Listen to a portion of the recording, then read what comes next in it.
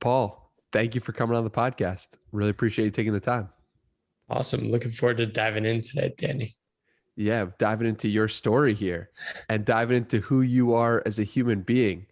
You're a fascinating character, my friend, because in the West, you rarely see someone say, I'm gonna not opt into this program, this thing that I've been brought up into. So what happened? Why did you decide to leave the United States?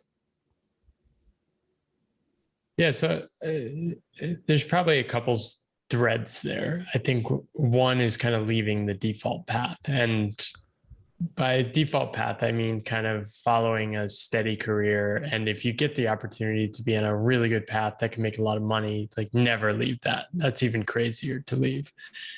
And I think leaving that path led me abroad uh, in a roundabout way and in a way I didn't expect. And I think that's what's fascinated me. I've been off the, I guess, full-time employment track for 4 years now.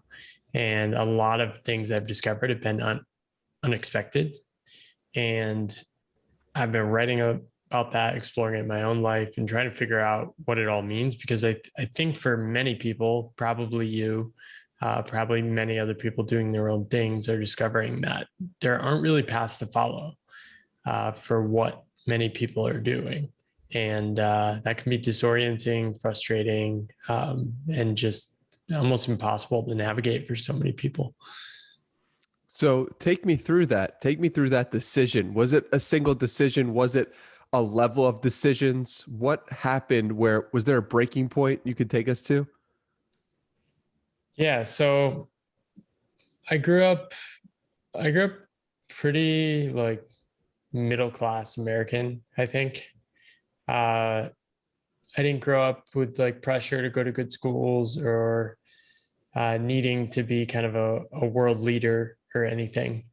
But I was always good in school, and I liked it for the most part. And then did good in school, and then I went to UConn, got into the honors program there. And I think while there, I got exposed to other very driven people.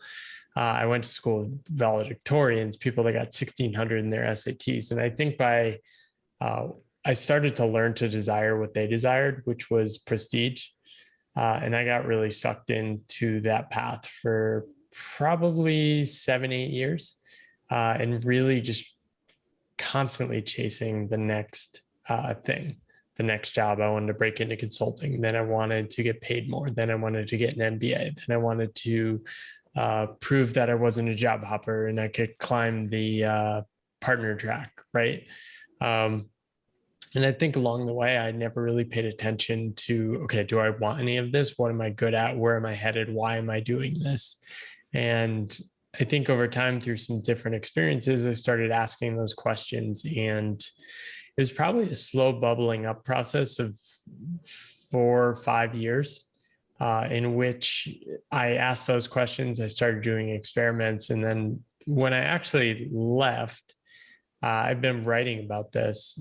It wasn't like a bold leap. It was kind of like the last step left, right? So Yeah, you go ahead. mentioned those experiments. What experiments were you making?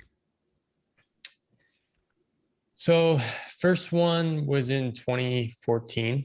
I um, I had recovered from a health crisis I had faced. I went through a battle with Lyme disease, and it was pretty rough. And I think the recovery took a while. Uh, but after that, I kind of had this like energy that was not being met by my day job. And I just had this like extra energy. And I think I was looking for somewhere to to put it. I was at this networking event with this woman who I met who was a career coach. And I was like, oh my God, that's so cool. Like I've been helping people with careers and I love like helping people get jobs. And I've been doing that for years. How do you do that? And she's like, well, you just get started. She's like, it sounds like you're already a career coach. Like, why don't you give that a go or at least experiment with it? So I was like, oh man, I just got called out. But it was a really good wake up call. I think it was like, are you just going to talk about stuff you want to do or actually try stuff?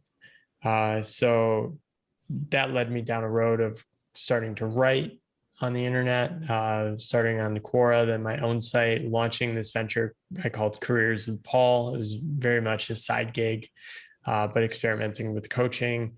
And then I don't know what kept me going, but I had this sense that I needed to keep doing experiments. There was more to learn. And I think the thing that's always driven me is that I just super hungry to keep learning. And yeah, that kind of led me down a path of doing all these different experiments while still employed, but helped me build the confidence of thinking, okay, maybe there are different paths possible for me. And so at what point do you start doing the curiosity conversations? That was, well, I'm trying to remember. I think so. I had started writing on like LinkedIn and Quora. This is like 2014, 2015. And the craziest thing, people started reaching out to me and saying, hey, do you want to meet up and talk about this thing you wrote about? I think it's really interesting. And I was meeting amazing people that were interested in similar things I was. And it was kind of mind blowing. I'm sure you've had similar experience, but it kind of told me, oh, I need to kind of own this and send out these bat signals into the world and say, hey, come chat with me. I'm looking for other curious humans. I think now it's so easy to do this, right? I think with Twitter and so many other social channels now, it's very natural to do this, but it was not something like I graduated into in 2007. It was really a new way of seeing the world, and it was exciting. And then I read Brian Grazer's book, and he talked about using this approach throughout his career. So I just decided to put it up on my site when I started being self-employed, I think 2017. And I've always just let people book calls. I think I've had over 200 at this point. And it's just like, hey, let's chat about anything. No agenda. Let's see what happens. What have you learned from all those 200 plus conversations? So a lot of people reach out. Well, two things. I think one is if you write and share what you're excited about, you'll attract people excited about the same, which is amazing. Literally just makes your life better. And then you can meet these people in real life, work on things together, become friends with them.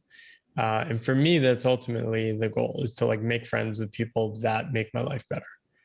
And two is there are a lot of people struggling with their relationship with work. And I've really been exploring this. I've been writing about this for 3 or 4 years, and I feel like I'm really still struggling to articulate what's going on, why everything feels so off about our relationship to work, where we're headed.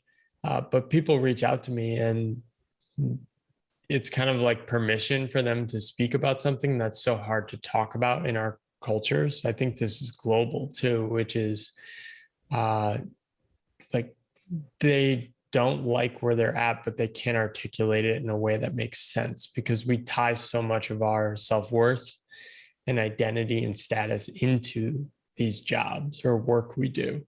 And people really just have no idea how to think about that or where to go, what to do about it. Why do you think you have such a hard time actually verbalizing it or writing down what is going on with work?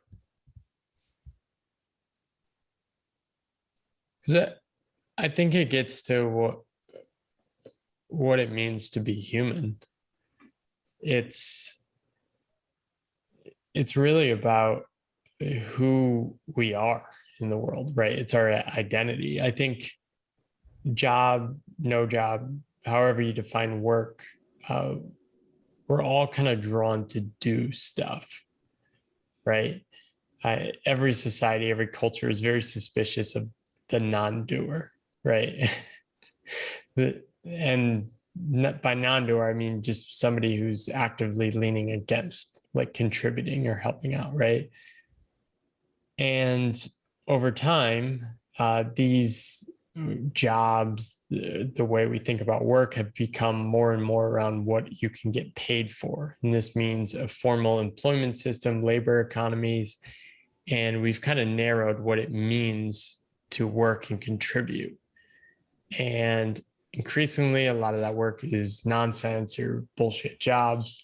And we're kind of stuck, right? We're tying this, oh, I want to be a good person, to all this kind of just crazy work that we'd rather not be doing, or we're not really sure matters. And it can be confusing because of all these things, right? And it's what it means to be human, what it means to be part of a community, what it means to be connected to other people. And I mean, also deeper stuff like shame. We're afraid to say, I want to escape this path, right? It's, I've faced this bizarre thing where people are like, don't you think it's selfish for you to leave your job and go live however you want to live? Like, leaving a high paid job is some sort of like immoral thing. That's crazy. That doesn't make any sense. It's, I think, you mentioned bullshit jobs. I think that never before has human beings been aware of all the world's problems and all the ways in which humans are operating. And this is the first time in human history where you can know what exactly is happening across the world at a certain specific time. And so it makes what you're doing on the day-to-day feel somewhat meaningless. Do you think that all of the world's problems affected your decision to leave your job? I don't know. I don't think so. I mean, I think it's more like I'm making PowerPoint slides for grown men who are really insecure about what other grown men think of them. And I didn't really think it had that much impact on the world. Yeah. And so, and I think that gnawed at me. And I think I also probably had these latent creative urges. I think now I've recognized that as enjoying writing and enjoying creating things online and screwing around the internet and teaching people and helping people and mentoring people. But yeah, I don't think it was the tension. I was never caught up in this idea that like you have to have an impact in the world. Most people, when they're talking about that, they're talking about impact on a spreadsheet, that they can work at a large organization and calculate that they've impacted a lot of people. I'm more interested in like one-on-one impact. I want to help individuals. from speaking to you and doing research and hearing you speak before, I really get a sense of calmness and at peace. I don't know if that's accurate, but if that is, how different is that from where you were 7 years ago? Yeah, I've always been calm and pretty happy and pretty low anxiety. But I think on my previous path, there was definitely this like tension there that was there all the time. And I kind of always knew it was there. And I was kind of scared to go deep and find out what it is. And eventually I had to kind of go explore it. So I think the calmness I can reach now is a lot more real to like who I am than it was maybe 10 years ago. I was kind of like surface level at ease, but there were these deeper tensions or disconnects.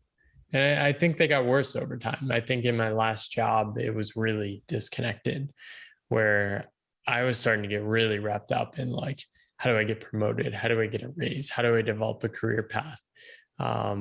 These consultants at other firms are making X amount. I should be making this. And I was like, I really had to step back and say, like, who the hell am I being? Like, I haven't made that much. I haven't made what I made in that last job in 4 years. And like, I really don't care about that stuff. And it took like stepping away for me to rebalance and realign with what I claim to care about. That's fascinating. So one thing I want to talk about is how you had to likely let go of that identity as this worker in order to live your life in Asia. What was that experience like? I think we all have a little bit of worker in us, right? I think there was definitely a mourning, like a sadness of leaving a part of me behind. I think when you embark on a new path, uh, you kind of sense there's something worth aiming towards and heading towards. But at the same time, it's scary because you know if you follow that impulse that you're going to change. And there's like a sadness there. I think it takes a while just to process that and move through it. Um, but yeah, it's really just been a slow um, process. And I think I still drop into worker mode, right? When I start, like, we're moving back to the US eventually, and I start like freaking out about like, okay, I need more money. The US is so expensive. The healthcare is going to bankrupt me. How do I build stuff? But it's way less than it used to be. I'd say 95% of my days I can kind of wake up and go do what I want most days. And I'd say most of the work I do, I don't resent any of it. So when I think of like the worker, I think of resenting my time. I really felt hostage a lot in my previous path, whereas like I feel like I'm opting into most of what I do now. Yeah, that's good. And how do you base your identity today? I don't know. I think it's hard, right? There is value to having an identity. One thing one thing I notice is when you're on this path of like working good firms and a good salary, literally no one asks you why you're doing what you're doing. No one, right? It's just taken for granted that you're a good person. But now, like, people constantly are asking, why are you doing this? What are your plans? Don't you worry about retirement? Don't you worry about if you have kids? Don't you want a house one day? Um, all these things, right?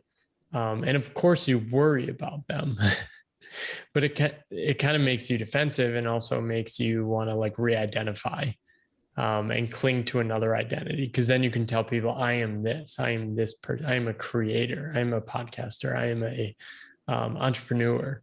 Um, and I've kind of tried to shy away from that. Um, I don't really, I'm not really drawn too much to like need to be any sort of identity right now. I think I'll like throw on practical identities and stories to like ease through conversations. If I sense like people need to know like I'm a worker, like what people are asking is, are you a worker? What do you do? How much do you make? Where do you fit in the status hierarchy?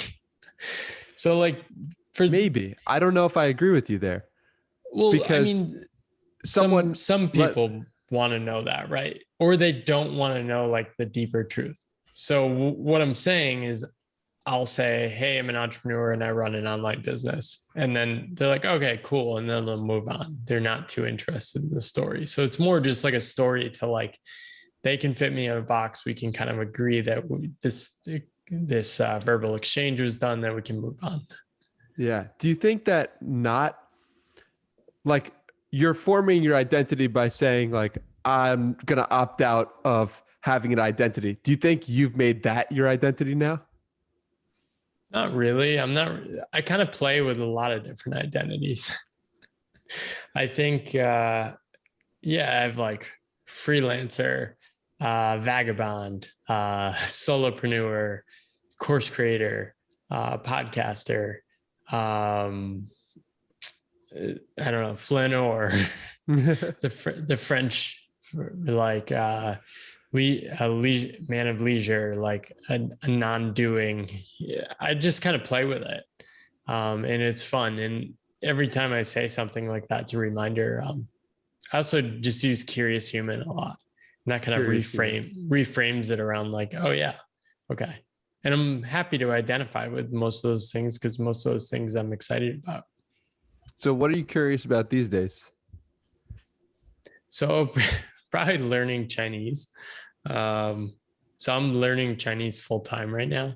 In my final week of a 12-week class, doing like 5 days a week, 3 days, 3 hours a day. And it's been thrilling just to like deeply learn something, challenge myself, try to get better. And yeah, I mean, this is what I was doing before. I was doing my homework for class. And it's really been cool. I mean, my wife speaks Chinese, grew up in Taiwan. So it's great to like, the more I learn, like more opens up to me and I can learn and talk more with her family and just people in Taiwan, which is a place I want to come back to and place I love. So really just opens up the world. Like it's so cool to like walk out in the street, like everything's in Chinese characters. So I haven't been able to read stuff. And then like suddenly you're looking at street signs and you're like, oh my God, I now can understand and read. And that's pretty cool. So that's one thing I'm curious about. I think other things are like learning how to write better. I'm writing a book right now. Curious about just generally the creator economy, future of work, how people are going to carve their paths in the future of education, learning, all these things. How has learning Chinese impacted your worldview?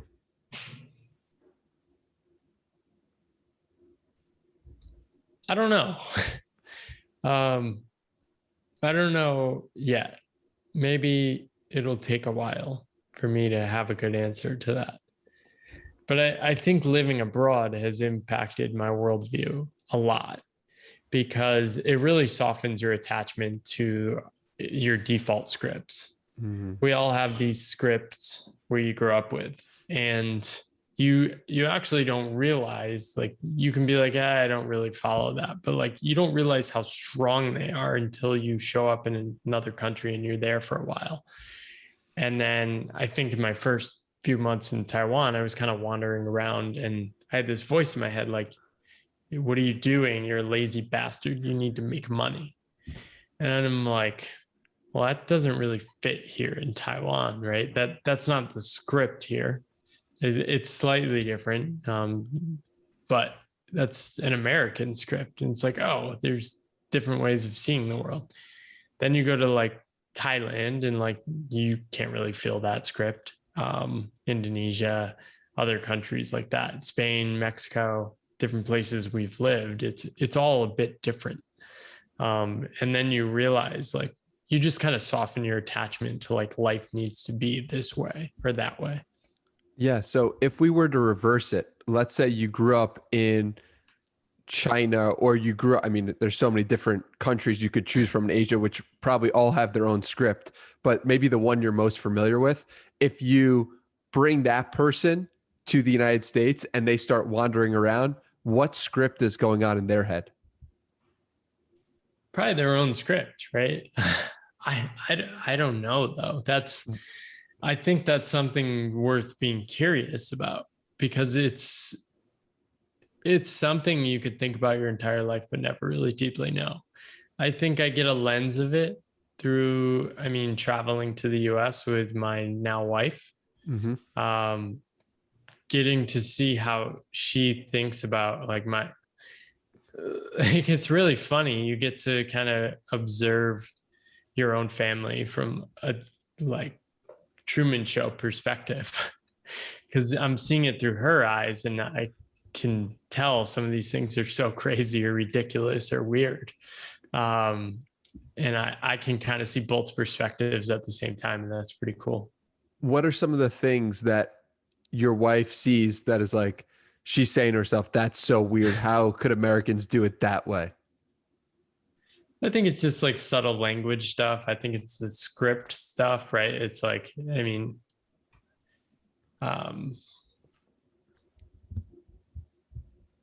yeah, I don't, well, it's like, I mean, healthcare is one in the US. Like it's taken for granted that healthcare is expensive and like you should worry about healthcare. and probably stay employed just because the healthcare is so expensive and crazy. Well, there's universal healthcare here, really good access, and it's not expensive in Taiwan. So it's just like not something you worry about. So when people are like, don't you think you should get a job because of healthcare? It's like, well, that sounds insane to people from most countries in the world. Mm. But to an American, it's like, yeah, of course, that's the number one worry you should have for your adulthood. Yeah. I think there's so many fascinating differences in the way that Americans and the rest of the world operates, and you've experienced some of those firsthand. So I'd love to know, like, what are some of the most surprising things you found from living abroad? Like things that you saw and you were like, or heard, or you were like, what is going on here? I, I think just everyone creates their own challenges, right? Um, like you kind of create your own. We all have like a formula, which is like, if we do these things, then this is what I need to do to be a successful person, a happy person, a good person, whatever it is. Um, I mean, in Taipei, it's one of the most expensive housing markets in the world. If you look at it from like the price to rent ratio, it's number one in the world.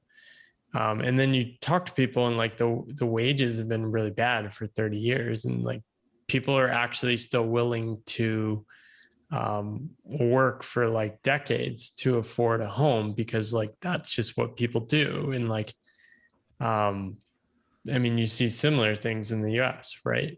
But it's like, for me, like I'm the weirdo. I step back and say like, okay, that's interesting. That's a game people are playing. How could I play that different? How could I hack the game? How could I rethink it, reimagine it? So I think that perspective is unique no matter where I go. But at least in the US, it's way more frustrating to me because it's like so familiar. Whereas like in other countries, I think I probably have more compassion and curiosity where I'm like, oh, that's interesting. I wonder what it's like to grow up here. I wonder what the pressures are. I wonder what people are thinking about, how people want to spend their time, what they're excited to do. How could you bring that compassion and curiosity to the United States? Well, I'm hoping to. We'll be back probably next year, and like I think living abroad has enabled me to kind of soften some of the resentment I had towards these default scripts that I didn't love. I think they weren't a good fit for me, and I was angry at them and angry at people who thought that's the only way you should live, right? And I think that's softened now by like living abroad and also just appreciating what a great country the US is too.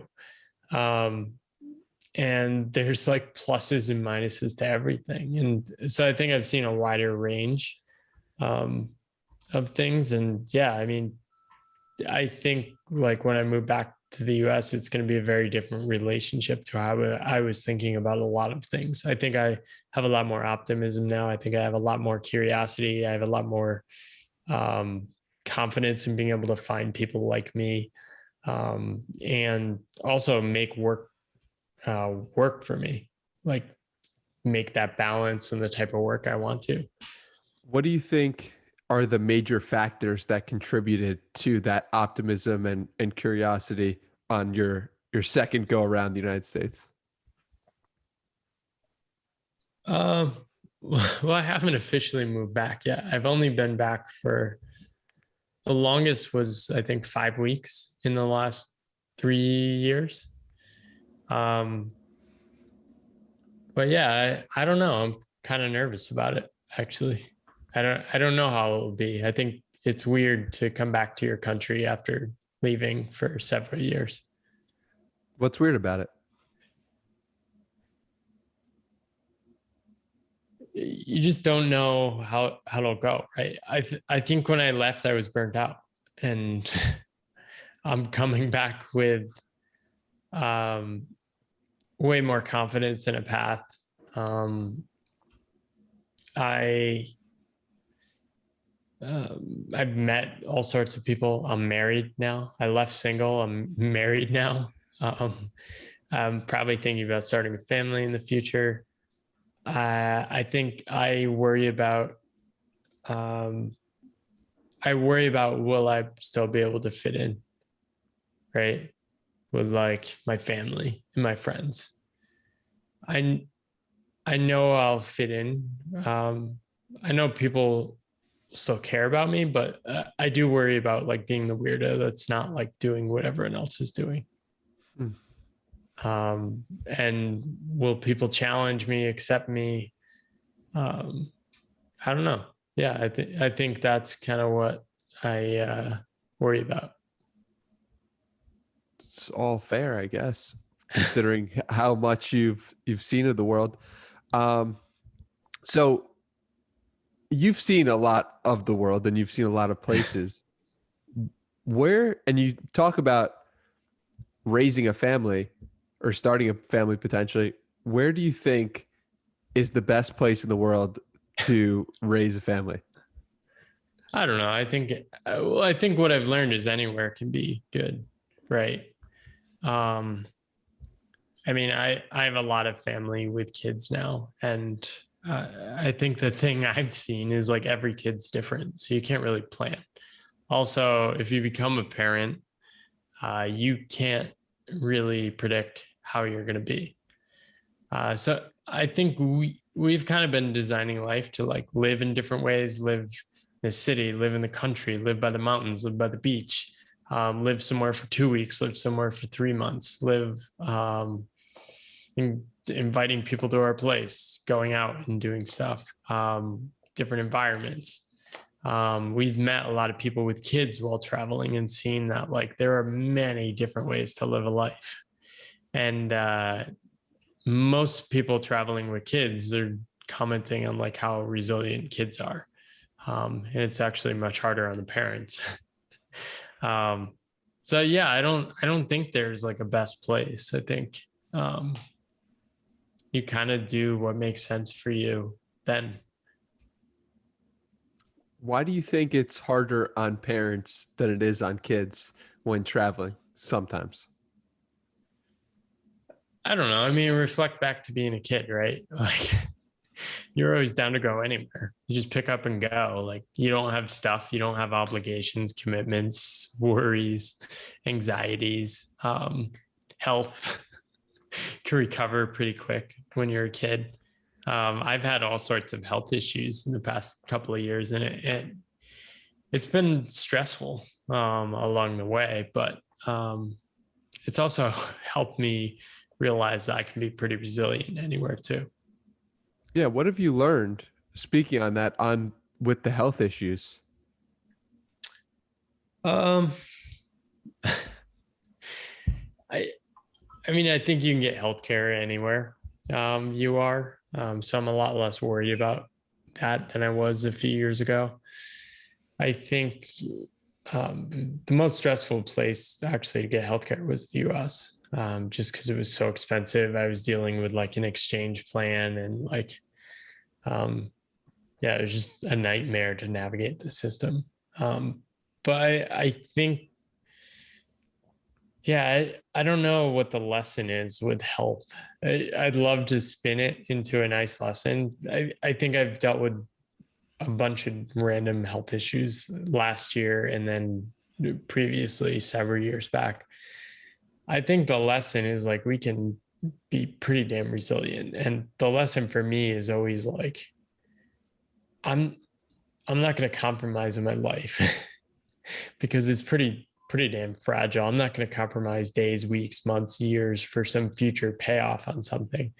It kind of raises the urgency to like live now how I want to live and like have the courage to actually do that. What advice would you give to someone who just got caught in the mix of a health scare that they had no idea was coming? I don't know. It's hard. Um,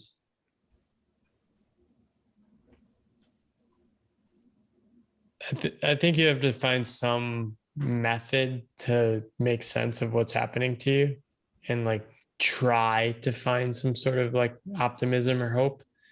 I think when you're facing health challenges, it's not so like the comparison I give is you might have a breakup, right, with someone, and people will tell you, oh, you'll be fine in time. That's just true, right? That's wisdom. With health stuff, you actually don't know. Like, you don't know if you'll be fine. And that can sink you into depression pretty quick.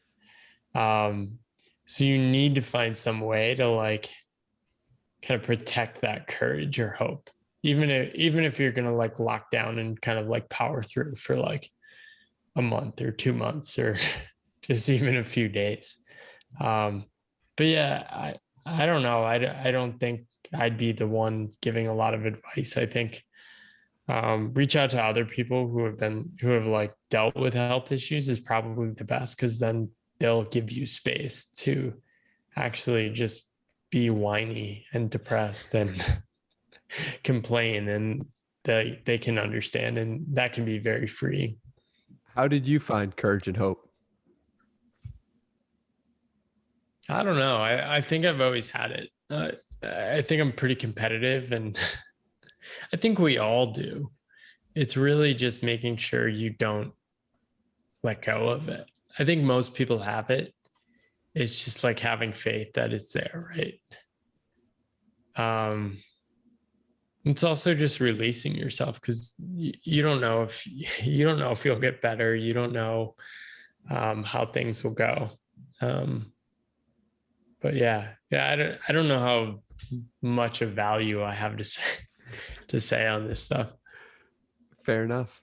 So I was going through your website and you said the following quote: I'm a big fan of reading books with advice of people near the end of their life or who have gone through hell and lived to tell the tale.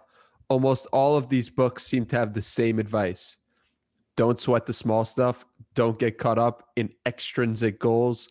Love the people that matter. Don't put off bold risks and have fun. Thought that was so beautiful. Yeah, it's and I kind of just want to do that now. And that's my bet. I think one of my favorite books is Tuesdays with Maury. And he just tells people this stuff, right? And he also says, like, you're not going to listen to me and you're going to realize he's too late. So the question I'm always asking myself is like, what if I actually just followed that advice now? And I think it's a pretty good way to approach your life. The hardest thing will be that other people don't understand your motivations because they don't map onto how they see the world. But to me, that's how you know you're on the right path. If others can't understand or make sense of what you're doing, you're probably doing something that's true to what drives you. Yeah, that's interesting because crazy people probably think the same thing, right?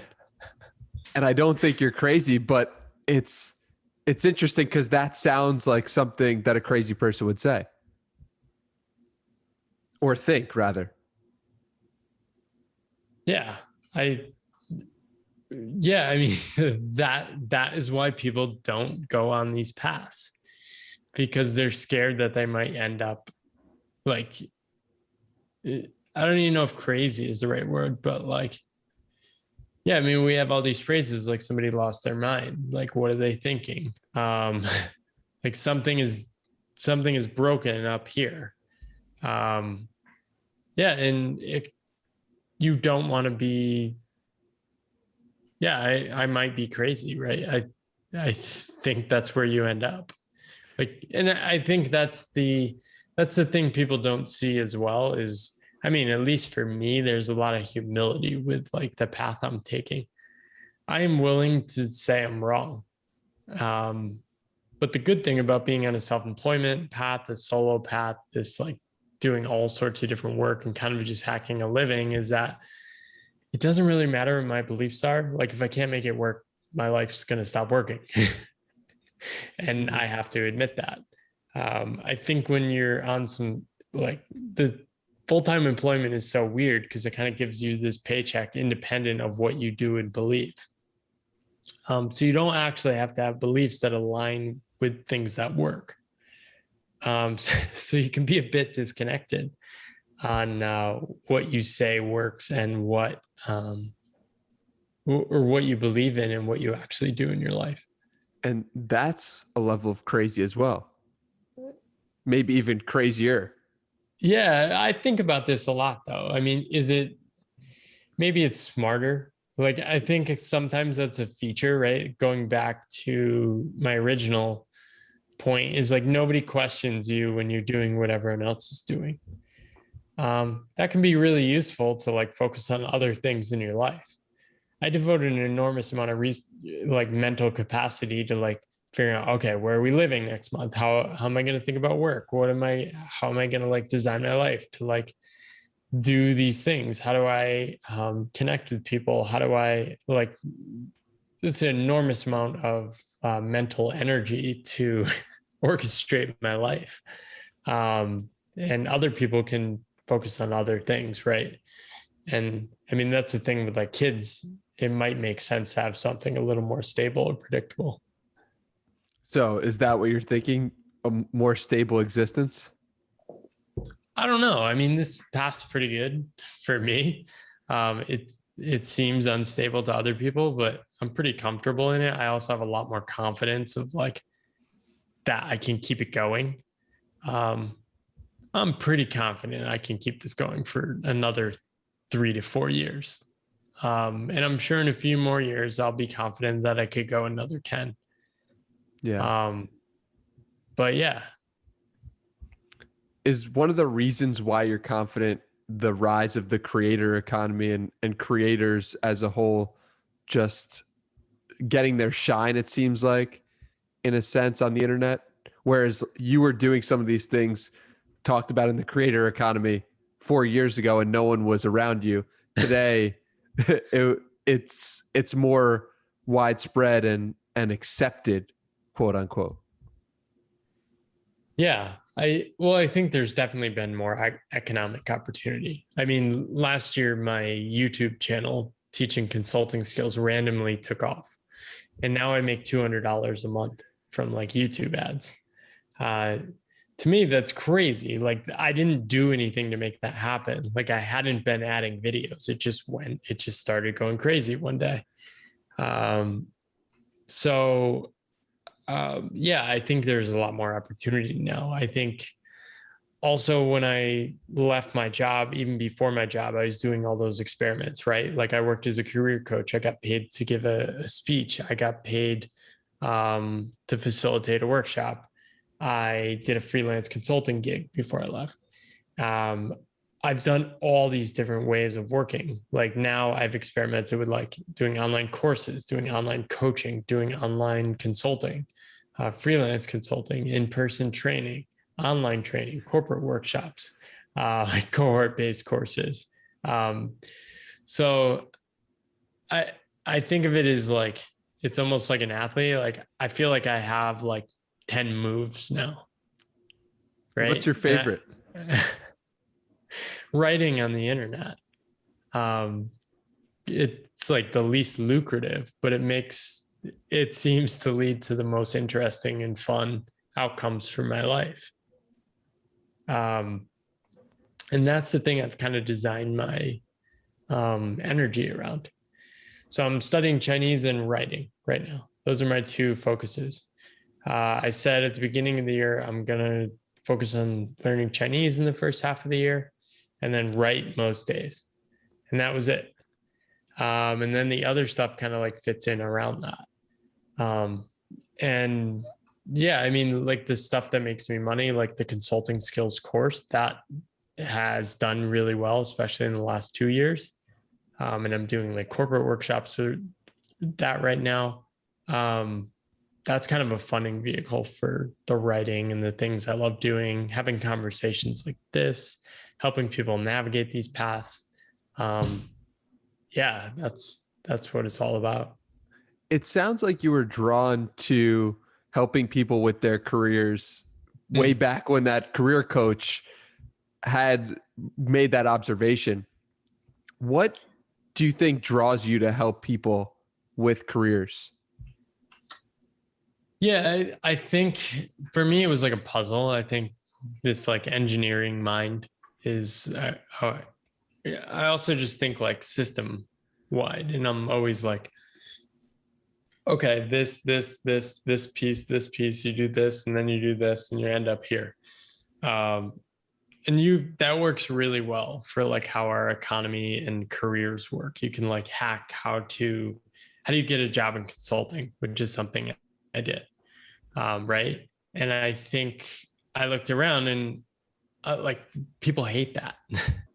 So I'd be like, all right, let me help you. And I've always just really enjoyed helping people with this stuff. I get a kick out of it. And like seeing people actually get into a job where it's like so much better. Like I've helped friends go from like depressed to like, oh my God, life's so good now. And like, I'll do that every day of the week. I love it. But I think like now I haven't really thought about this, but I think what's always driven me is that like I really just believe in people. I think people can be amazing. Like, and I tend to see potential in people. And it kind of frustrates me that they don't see it. And I think helping people with their careers or jobs is really like, oh my God, you're amazing. Why don't you go after this? And yeah, I think it gets a little frustrating as you get older, because people kind of give up that drive that things could be better, things could be improved, or you don't have to suffer. And people kind of settle into this learned helplessness. It kills me when I see that. But yeah, I think that's probably the underlying driver.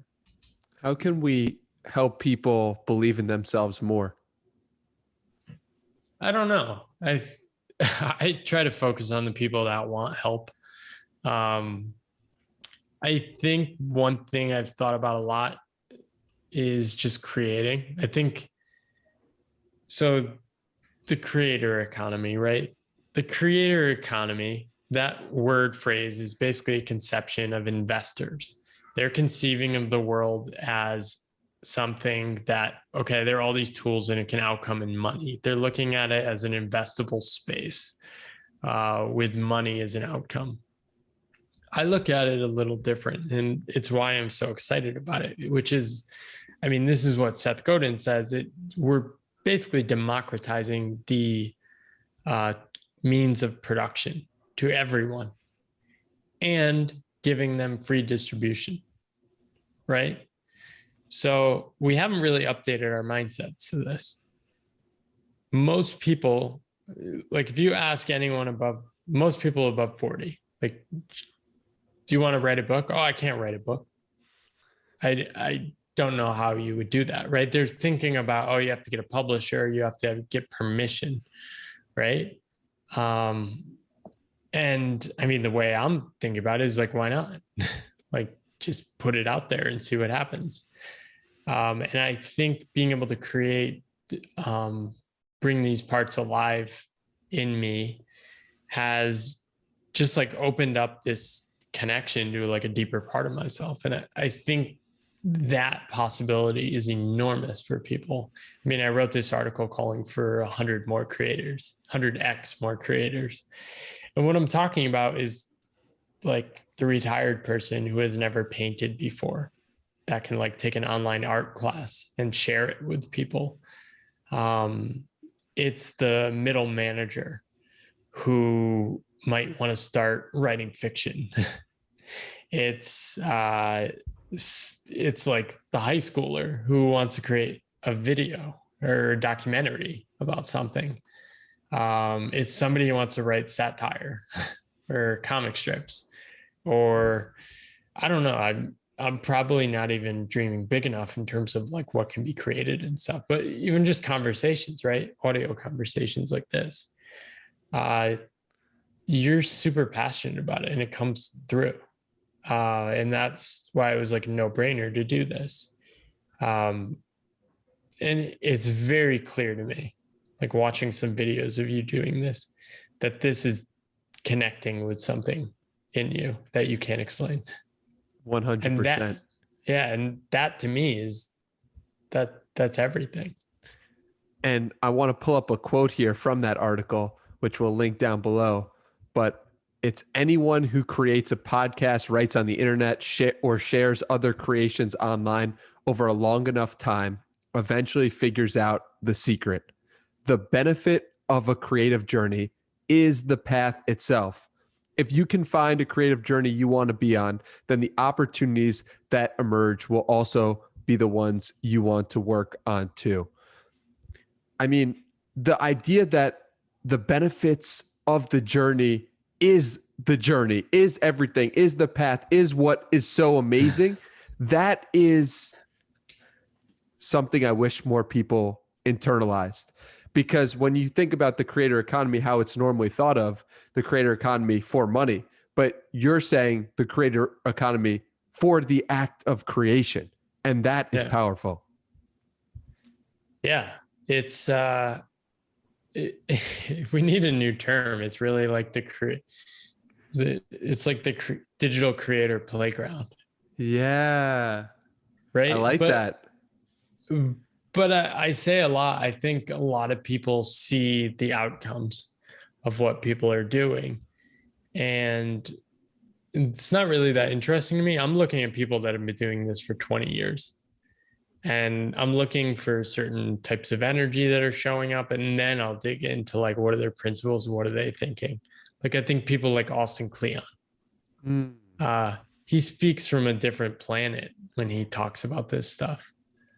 Like, it wouldn't make sense if he was talking about like the creator economy. He's talking about something deeper. And this is where people get mixed up, right? They think they want what other people want, but what they don't realize is that other people don't know what they want either. What a line. And the what they really want is like, I think the whole goal is like find the work you want to keep doing. I'm not a big fan of like these paths where it's all about escaping work, although I think I leaned into that a bit when I was first on my self-employment path. But it's really to find the things you want to keep doing. Yeah. The things that if you won the lottery, you'd still be doing tomorrow. And I think that question, really meditating on that question, really helped me start this podcast and really helped me find the thing that I really enjoyed doing for the sake of doing. And I think that in today's day and age, it's so easy to say, okay, I want to sell my company so that I can relax on a beach. And that's great. But what do you enjoy doing for the sake of doing it? And that's the answer to what you're talking about. Yeah. And I've been around people who are retired on a beach. And they're still drawn to do stuff. And I think basically what I'm trying to do is like transcend both those paths because there's no point in like, you can't just work hard and then stop and then flip a switch. You actually need to figure out like the mode of being you want to show up in the world, or the modes along the way, such that you can kind of, I don't know if I'm articulating this well, but basically, so you do have these different modes, right? I know I can stop. I've experimented with like 1 month off from like working multiple times. So I have that and I know what it feels like. And I think for me, what I've realized is like, I like the balance of different things. Like I like seasons. Right now I'm doing 3 months of Chinese, that's ending. Now I'm kind of in the early stages of like conceiving, okay, what does the next 3 months look like? I think it's mostly writing, but it's probably some other stuff that I can't predict yet. How do you come across 3 months? Was that an arbitrary number or was it more intentional? Well, right now with Chinese, it's just, that's how long the course is. So that's kind of how my mind was set up. But yeah, I think these things tend to go in seasons. Too, I think the weather makes a big difference based on where I am. I think depends like what other activities and interests there are outside of where I am at. Yeah, I mean, it's very flexible. I think we're actually in like a lockdown now in Taiwan. They finally, like, COVID broke through here. So you kind of adjust and like, okay, I'm going to do some more work because I'm going to be at home. I'm going to try these different things. And yeah, for me, it's really just staying agile and flexible along the way. So, how did your pathless path get impacted when COVID hit and the world was then brought into a different way of being? Was there a level of anxiety, increased anxiety? Were you more comfortable with what happened? How did you react to that? So in 2017, when I first started, so like working on my own as a freelancer, that's what I did first. I made a decision I would just stop working in person. So I basically learned all these things about learning working online. Um, so the working online was like a no-brainer. Um, and then I think designing my day, like the only thing that was different, like we were in Spain, there was a hard lockdown. We couldn't go outside our apartment. Um, but it still kind of felt like every other um, day. I was very well prepared compared to most people, I would say. Yeah, that makes sense. So I mentioned the pathless path just now. That's the name of your book. And so how was that process of writing the book? What was that like? Well, it's not done yet. Oh, it Um, said due March 31st. I know I need to update that. um, yeah, basically I realized it was more complex than I expected. I'm actually a pretty quick writer, and I can like write out a 3 to 4,000 word blog post probably in a few days or a week. Um, and I'm like, oh, I'll just do like 20 of those, combine some old stuff, and then it'll be good. But I think what I discovered in the process was one, that it's a little more complex, right? There's like another layer of complexity than just like 3 or 4 topics in one post. It's kind of like 50 different topics and then 3 to 5 themes and then an overall theme. So it's that extra layer. And then I think as I went into it, I realized I could write something. I could spend more time and write something that I'd be excited to finish. Um, so I'm going for it. Like I'm trying to write something that's beyond my comfort zone, and it's been really fun. I've really pushed my writing to a new level. It's been uh, like it's fun. Like I really love writing. So yeah, it's a cool journey. James Clear says, if you think you learn a lot reading a book, just try writing one. And I thought that's a great quote. But what particularly do you think is so fun about the process of writing or writing a book for you personally? It's just hard, and like I'll get stuck on like this thing I know I can write about, and I'm just like trying to jam words and it doesn't work. And the next day I show up and try again, or not working. And then all of a sudden, like one day, it's just like, oh, I connect these ideas and it just flows. Right. Um, and then also, I worked with a writing coach a little bit early on, and he really pushed me in a couple directions. I like, he taught me some writing moves I didn't really attempt before. So that really pushed me in a new direction, and just getting better at stuff and enjoying the journey. That's what it's all about. What writing moves?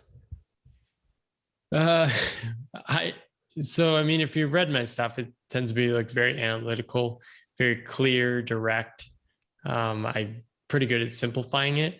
I am not good at bringing out the emotion or like the metaphors or like the vibrancy of stuff.